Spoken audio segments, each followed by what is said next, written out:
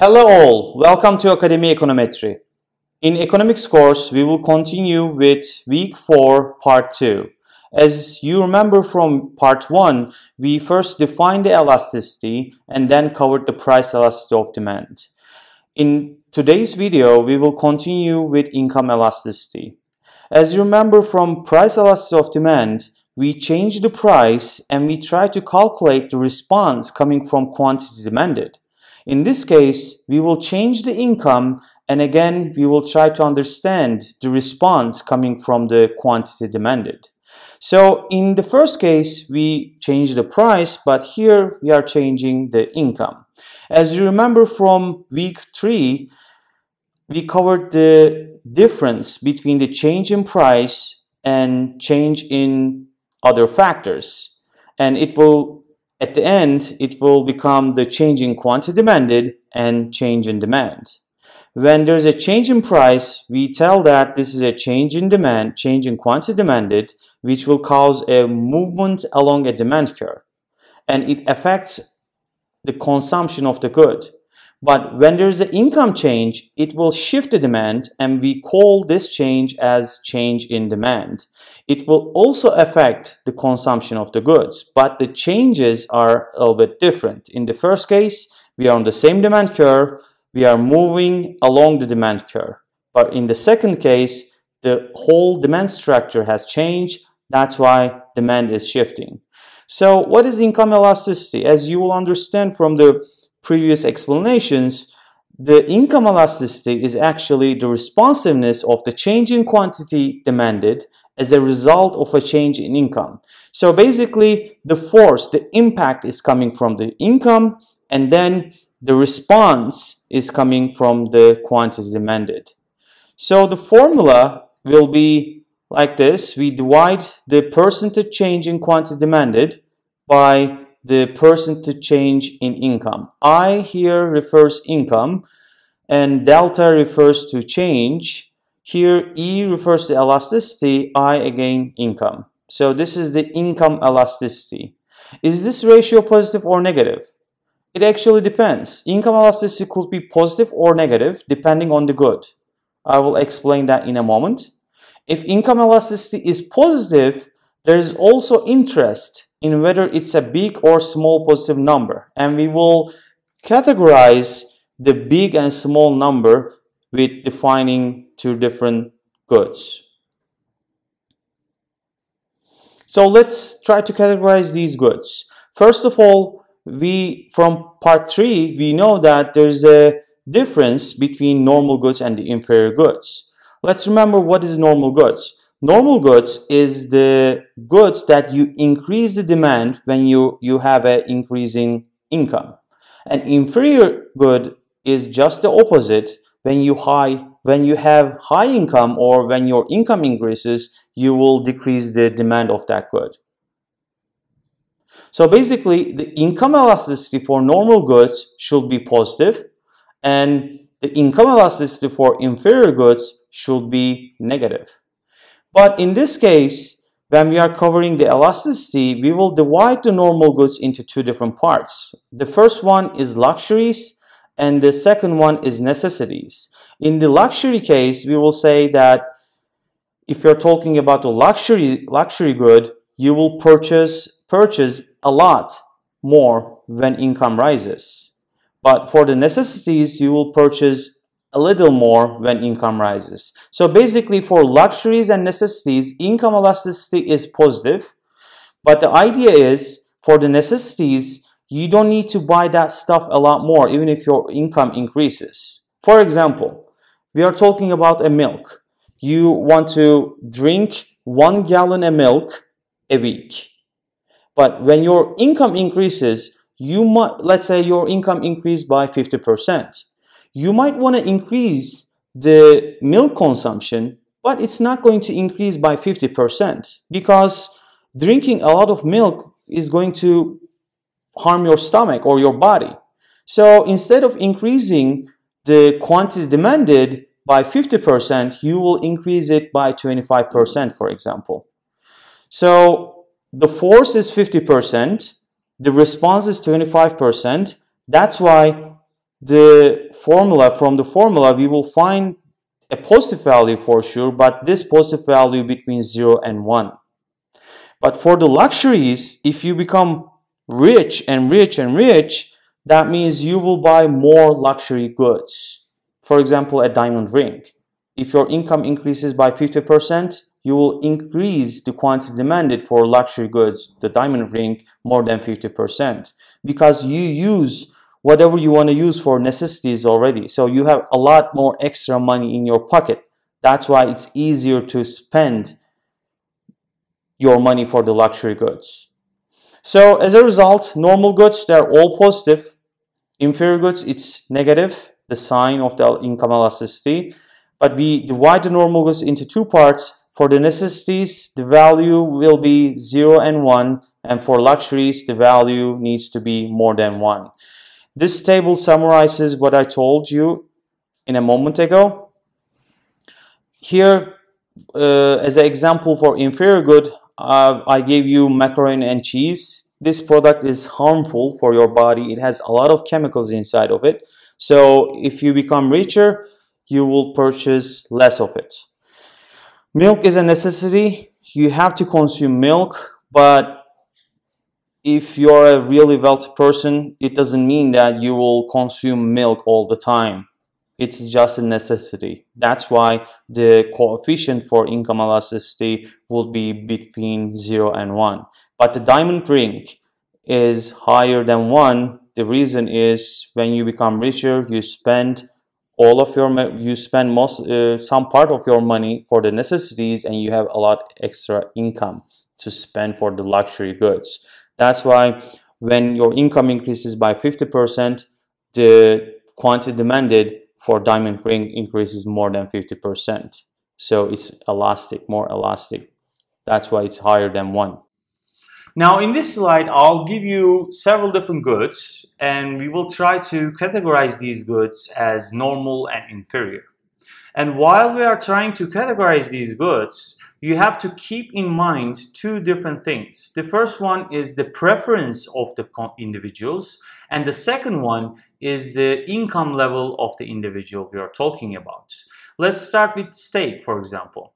Steak is generally a luxury good for low-income and mid-income individuals. However, it will be a necessity for high-income individual, because we know that a high-income individual tend to eat more steak when they have more income, but the response coming from the quantity demanded will not be higher than the impact happening in the increase in income.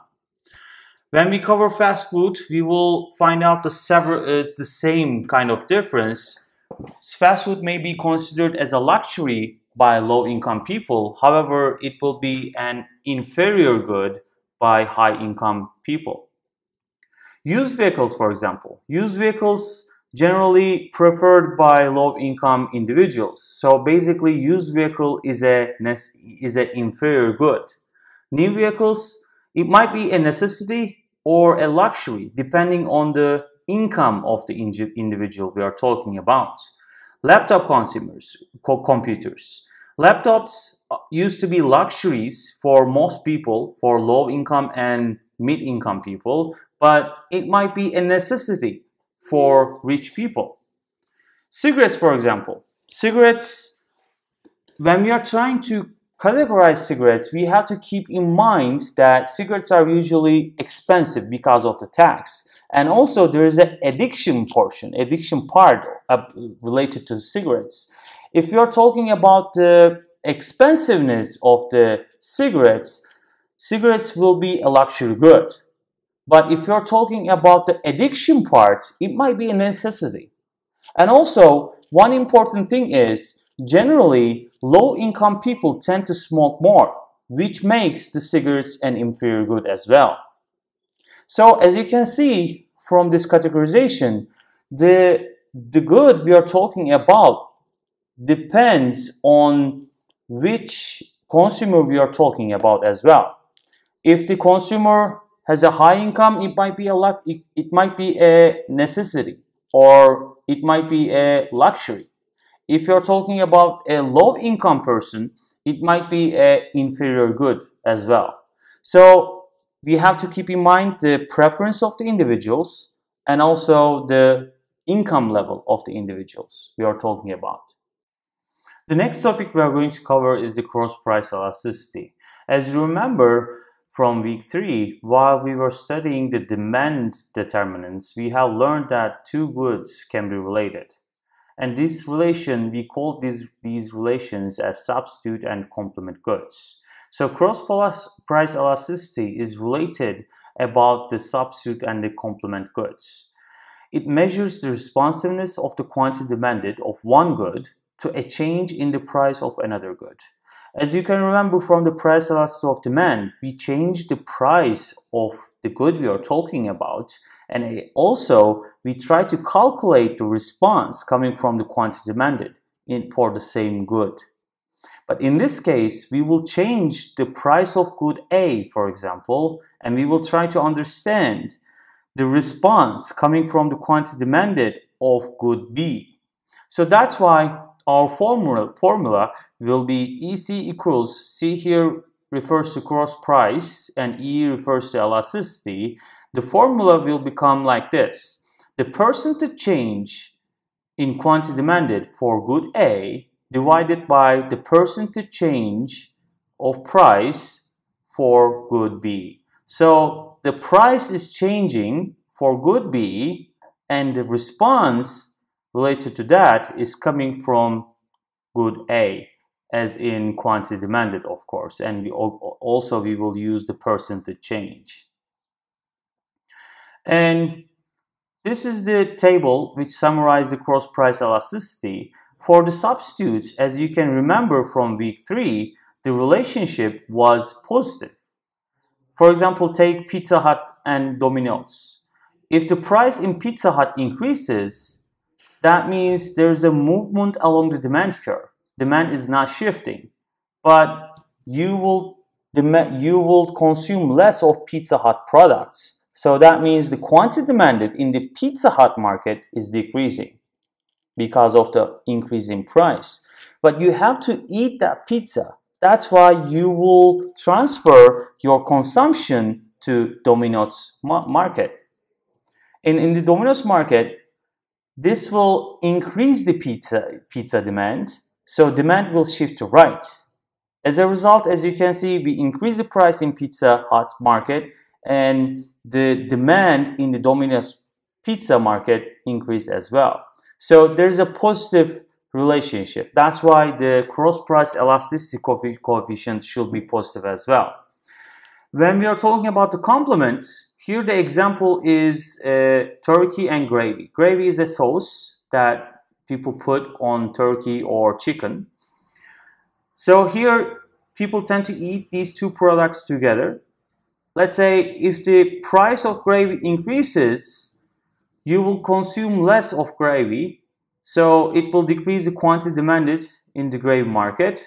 But since you're eating turkey with this sauce all the time, that means since you're eating less sauce, you have to eat less chicken. And this will cause a decrease in the chicken or turkey market. As a result, when there's a price increase in the right-hand side, the demand is decreasing on the left-hand side product. So there's a negative relationship. That's why for complements, cross-price elasticity needs to be negative. When there is no relationship between two products, for example, basketball and slippers, that means the cross-price elasticity is 0. There is no relationship. The coefficient is 0. The next topic is price elasticity of supply. Before covering it, I want to remind you the price elasticity of demand. As you remember from that topic, I told you that the price elasticity of demand is measuring the responsiveness of quantity demanded when there is a change in price.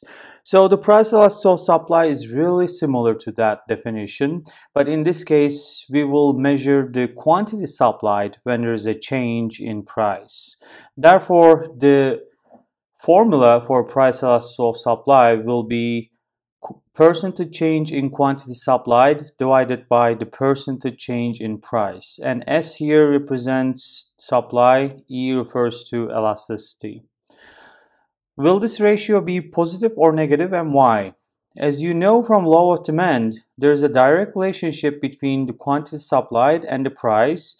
Therefore, this ratio will be positive due to law of demand, law of supply. However, in some extreme cases, this ratio might be zero as well. We will see that case in the coming slides. Here in this slide, I want to explain you the price elasticity of supply determinants. We covered a similar case for the demand, and we will do the same case for the supply. I will explain one important determinant, and which is the flexibility of producers. More production flexibility implies more elastic supply. Firms will be very responsive to changes in price, and the key here is the flexibility in the production process. But how we can change the production flexibility? There are two options that we can follow. The first one is having extra capacity. The second one is maintaining inventory. And the third one is relocating easily. Let's start from the first one, having extra capacity. The capacity in the production process refers to how efficiently you are using or you are doing the production process. For example, in each week you can produce 100 items. This is your top, this is your limit, but you're right now producing only 80 items. That means your capacity is 80%. And let's imagine a firm in the exact same situation. Let's say this firm is using only 80% of the capacity. So the production process is using only 80%. And let's say the price of the good we are talking about increased. As a firm owner, what do you want to do? The first option that needs to come to your mind is increasing the capacity to 80% to 100. So you can produce more. And since the prices are high, you can sell more. As you can see, when the price increases, there is a response coming from the quantity supplied. You increase the capacity from 80% to 100%. And this is actually the flexibility in the production process. And the second one is maintaining inventory. And again, put yourself in the shoes of a firm owner, and let's say in your storage, you have a lot of goods that are ready to be sold. If this is the case, when the price increases, you can sell these goods as fast as you can. So basically, when there's a price change, you are responding that price change really heavily because you are maintaining inventory in your storage. The third one is relocating easily. So for relocating easily, I want to create an example, and in this example, let's imagine there is one street seller, a guy who sells hot dog in two different streets. And imagine that in street A, the price of that hot dog is increasing because of some other things that we don't care about right now. And if this is the case, this street seller can move its production process into that street and sell all of the goods, hot dogs, in that specific street. So basically, when there's a price change with the relocation in that street A, the quantity supplied has increased. So if these three things happen, we will say production process has the flexibility. So it will make the supply more and more elastic.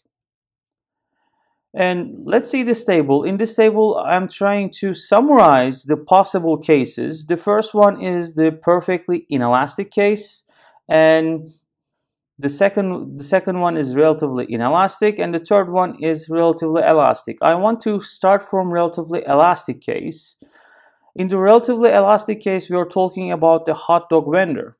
As I give you an example in a couple minutes ago, this hot dog vendor can change the streets easily because this car is a mobile car. it can easily be changed, and the production process can continue in any other streets where the price is increasing a lot. So in this case, the elasticity, price elasticity or supply coefficient is larger than 1.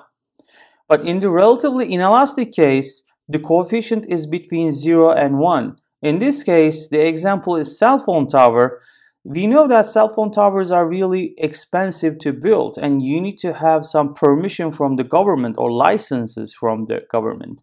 So even if in a specific area, even if the users of that cell phone tower or the users of mobile phone industry increased a lot, you cannot build a cell phone tower really easily. You cannot increase the supply easily. So that's why the responsiveness coming from the quantity supplied will be low compared to the change in price.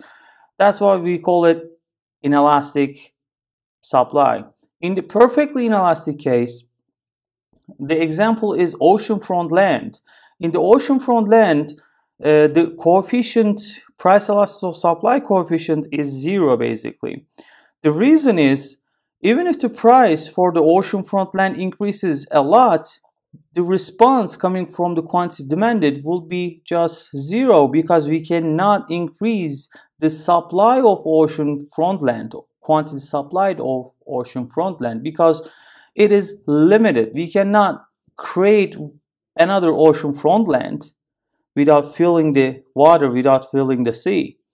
So at this point, I want to turn back to my scratch sheet and try to explain you how does the perfectly inelastic supply looks like.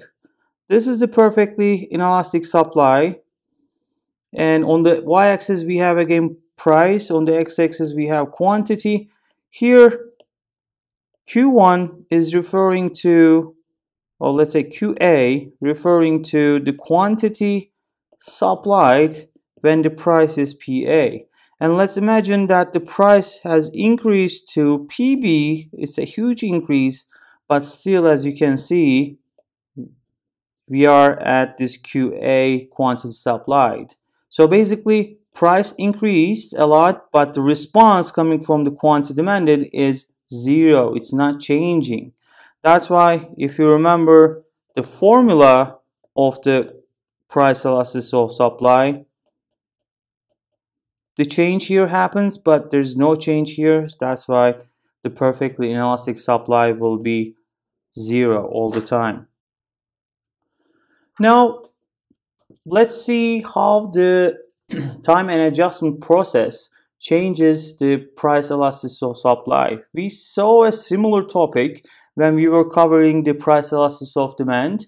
So we will do the same kind of explanation here. With time and adjustment, suppliers will adjust the production process and the supply curve will be more and more elastic. In the immediate run or the shortest run or the shortest time period, suppliers are stuck with what they have on hand. So there is no adjustment. They cannot adjust the production process to the changes of prices or to the changes what's happening in the market. But in the short run or the long run, the adjustment process starts, so suppliers will become more and more responsive to changes in price or what's happening in the market. So that's why supply becomes more elastic over time. We can show this idea, that logic, by using the graphic. We did the same thing for the demand side, and here we start with the perfectly inelastic supply. There is no adjustment right now, but with the time and adjustment process, we see that the supply is becoming more and more elastic. Here, to have an elastic supply, the slope of the supply curve needs to be a little bit low or flat. So from S1 to S2, the slope is decreasing, but the elasticity of supply is increasing. From S2 to S3, again, the elasticity is increasing. So the most elastic supply here is S3 because it's in the long run. With the time and adjustment, it becomes more and more elastic. Now in this slide, we want to combine the supply and the demand, and we want to see what happens with the time and adjustment process, what happens to equilibrium price and the equilibrium quantity. We have previously drawn shifts in demand and supply and studied the changes in the equilibrium price and the quantity. But now we will investigate how the magnitude of the price and the quantity change be affected if we change the demand or supply elasticity. So the easiest way to understand this change is using the graphics. As you can see, this light blue line is the demand line. It's D1, the initial demand line, and the final demand line will be D2, it's dark blue. The initial supply curve is this S, the orange color supply line. It is SSR. SR refers to short run. So in the short run, when there is no time or adjustment process, the equilibrium point of this in this market is E1. So the price is 60, quantity is Q1. And for now, let's imagine that there is no time and adjustment process, so supply stays intact, but instead demand is increasing for some reason. Let's imagine that the good we are talking about is normal goods. So your income is increasing, or in general consumers' income is increasing. That's why demand shifted from D1 to D2. As a result, the final equilibrium point will be at E2, the price will be 90 and the quantity will be Q2.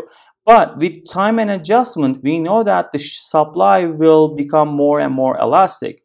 And from SSR to SLR to long run supply curve, we show that adjustment process, so supply becomes more elastic. So again, starting from E1, when there's a shift and when there's a long run adjustment or time and adjustment process, we will shift from E1 to E3 instead of E2. So in this case, as you can see, compared to E2, the price has decreased from 90 to 80, which is a good thing for consumers, and the quantity has increased from Q2 to Q3, which is again good thing for the whole market that we will see in the next week when we are covering surpluses or total welfare of the society.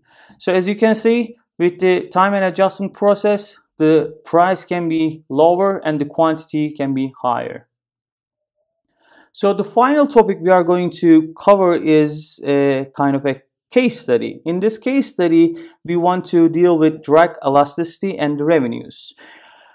The main idea of this case study is to understand why the elasticity is so important for economists, why we use it. So we will think about the demand for illegal drugs first. Do you think the demand is relatively elastic or relatively inelastic, and why? So we might count several reasons to become inelastic. That's why I will right now say it's relatively inelastic, and my reasons are it doesn't have enough substitutes, and I'm talking general drugs, not a specific drug. That's why when I broaden the market or broaden the good that I'm talking about, the good becomes substitutes. We covered that part in price elasticity of demand. And another reason is drugs may make up a small percent of income. It might not be true in Turkey, the country that we live in, but in some Western countries it is the case. So if the good takes a small percent of income, it becomes relatively inelastic. And the third reason is addiction may increase willingness to pay.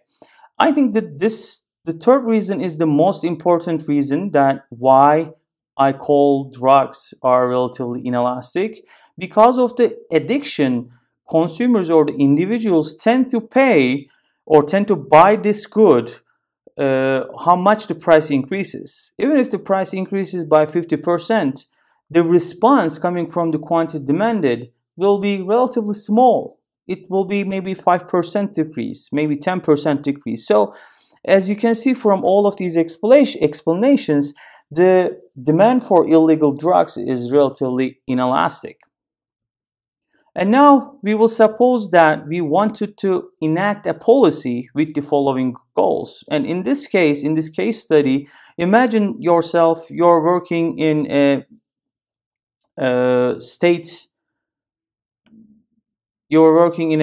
ministry. So your idea, your aim is to decrease the addiction for drugs and also do some other things that I will show you. The first aim is you want to greatly decrease the drug consumption and make drug dealing a less attractive business. So this will basically decrease the consumption, and the second aim will basically decrease the revenue or the profit that the drug dealers are getting. To reach these two goals, should we try to decrease the supply of drugs or decrease the demand for drugs?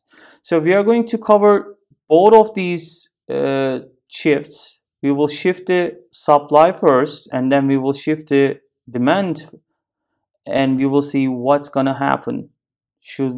Are we achieving our aims, our goals? If we decrease the supply of drugs, if we want to decrease the supply of drugs, we need tougher laws for drug dealers, and we need more police enforcement. And on the other hand, if we want to decrease the demand for drugs, we need to create, as a government, we need to create drug education programs, or the government needs to offer substitute activities to decrease drug demand. So basically, the government should find out some activities that will cause a decrease in demand, and these activities needs to be a substitute activities. Instead of using that drug, individuals needs to or can follow these activities, and by the way, in this case, the demand for the drug will decrease. So what we will do is we will draw a supply curve with a relatively inelastic demand, and we will draw this graphic twice. What happens if there is a leftward shift in supply? And I'm going to explain this slide by using the graphic. And this is our first graphic. In this case, we will only shift the supply. This is our relatively inelastic demand, and this is our supply. It's not inelastic, it's not really elastic, so it's just unit elastic, maybe, if you can say. So in this case, we will shift the supply to left because we want to use more for police enforcement and tougher laws, and this will decrease the supply. This will decrease the number of the drug dealers in the market, so the supply will shift to left. And if this is the case, as you can see, the market equilibrium point will move from E1 to E2. The initial price was P1, initial quantity was Q1, and the final price is P2, final quantity is Q2. As you can see from the blue rectangular here, this blue rectangular is referring to the revenue of the drug dealers, because they are selling Q1 amount at the initial equilibrium point, and for each unit they are charging P1 dollars. So P1 multiplied by Q1 is giving me the total revenue of the drug dealers that they are getting. And if the price increases, as you can see, this red rectangular has a more area or larger than the blue rectangular. P2 multiplied by Q2 will be larger than the previous total revenue. How do I know that? I know that because the demand is inelastic. As you refer to previous video part, you will see that when the demand is inelastic, and if the firm owner increases the price, the total revenue increases. This is what we are having here. So basically, when we decrease the supply, we are achieving our first goal. What is that first goal? It was the decreasing quantity demanded, or decreasing the equilibrium quantity in the market, which has decreased from Q1 to Q2. But unfortunately, instead of decreasing the total revenue of the drug dealers or making this business less attractive, in the opposite, we are just making that business more attractive because the total revenue is increasing in this case. So basically, to fight with drugs, or to decrease the effects of drugs in the commodity, we shouldn't decrease the supply. Let's see if we decrease the demand, can we achieve our goals? In this graphic, again, we will start at point E1, and this blue rectangular is the total revenue of the drug dealers. In this case, we will decrease the demand. When demand decreased, as you can see, we achieve our first goal. The quantity in the market has decreased from Q1 to Q2, and at the same time, the drug dealing business becomes less attractive because the initial total revenue was this blue rectangle, but after the demand has decreased, the total revenue of drug dealers are this purple rectangle. So basically, we achieved our two of the goals. The first one is decreasing the equilibrium quantity, and the second one is making the drug dealing less attractive business. So as you can see, we finalize our decision by using the elasticity idea, the elasticity concept. Because in the first one, we know that due to the inelastic demand line, we know that if we decrease the supply, it's not going to follow what we want to do. It's not going to make sure that what we want to do is happening. But in the second part, since again we are using the idea of elasticity and we know that the demand line is inelastic here, we know that when we decrease the demand, we will achieve both of our goals. So again, policy of decreasing drug demand will be better than trying to decrease drug supply. Better to use resources on education and offering legal substitutes rather than increasing penalties and police enforcements. And in the conclusion slide, I try to explain or summarize everything about the elasticity. I'm not going to read it. I'm not going to explain it again because we covered a lot of the part about the elasticity. You can check those slides and also the summary.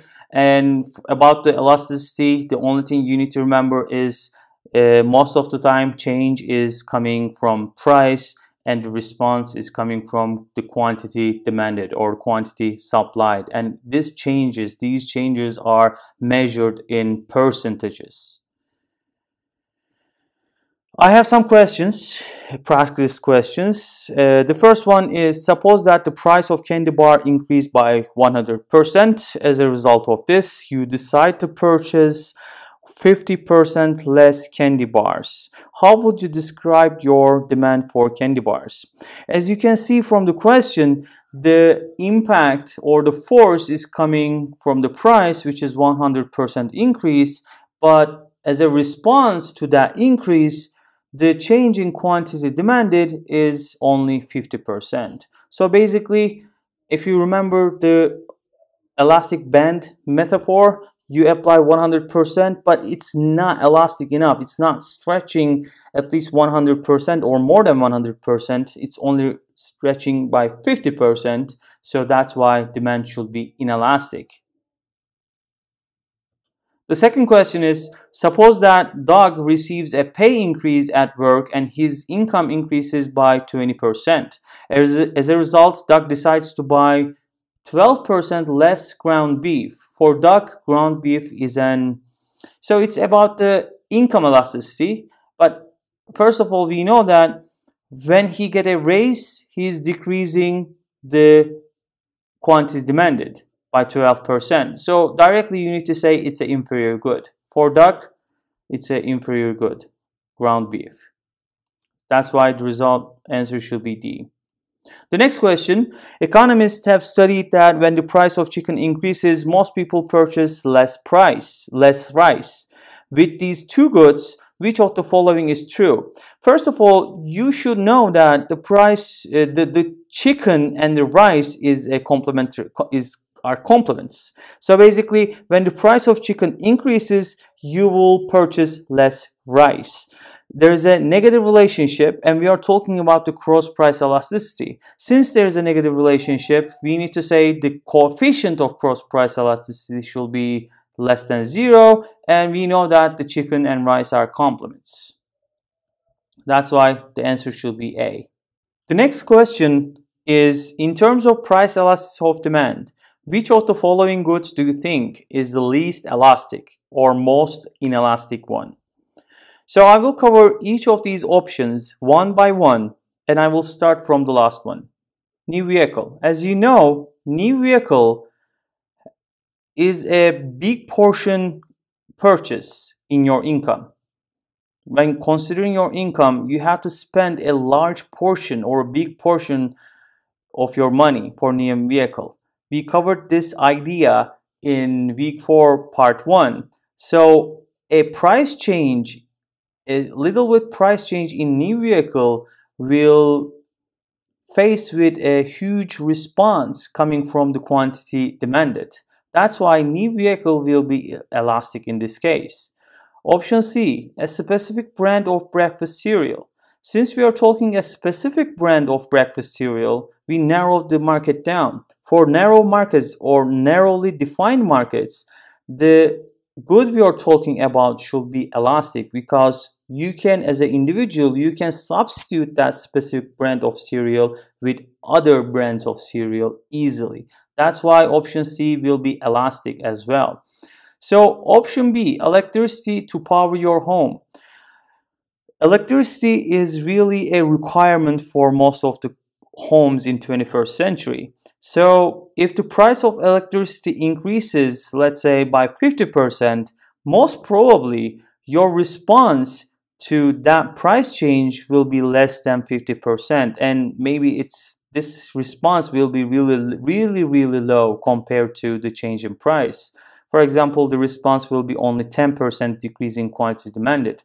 So in my opinion, B is really inelastic.